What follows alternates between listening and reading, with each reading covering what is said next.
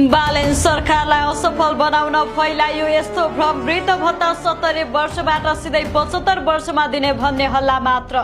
दर्शकले सामाजिक सञ्जालमा पछिल्लो समय फैलिएको वृद्ध भत्ता पाउने उमेर हद बढाउने विषयबारे प्रधानमन्त्रीको सचिवालयले स्पष्ट रूपमा खण्डन गरेको छ।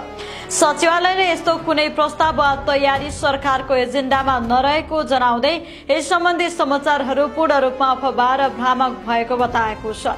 सचिवालयका अनुसार हालसम्म वृद्ध भत्ता सम्बन्धी उमेर हद परिवर्तन गर्ने विषय सरकारले औपचारिक रूपमा छलफलमा समेत ल्याएको छैन।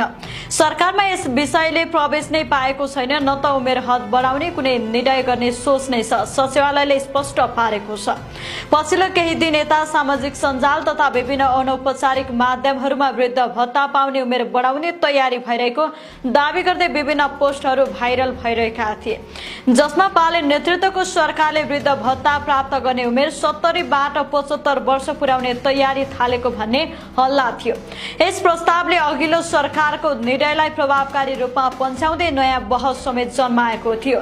ती पोस्टरले सर्वसाधारणमा अन्यल र चिन्ता सिर्जना गरेको थियो।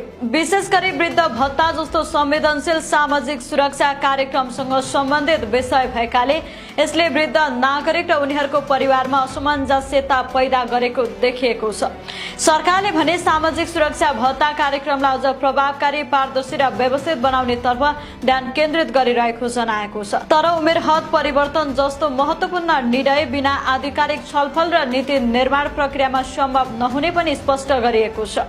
प्रधानमन्त्री सचिवालयले सामाजिक सञ्जालमा फैलिएका अपुष्ट समाचार र हल्लाहरूको पछि नलाग्न सर्वसाधारणलाई आग्रह गरेको छ। आधिकारिक स्रोतबाट पुष्टि नभएका जानकारीले भ्रम सिर्जना गर्न सक्छन्, त्यसैले यस्ता भ्रामक सूचनाप्रति सजग रहनु आवश्यक छ, सचिवालयको भनाइ छ।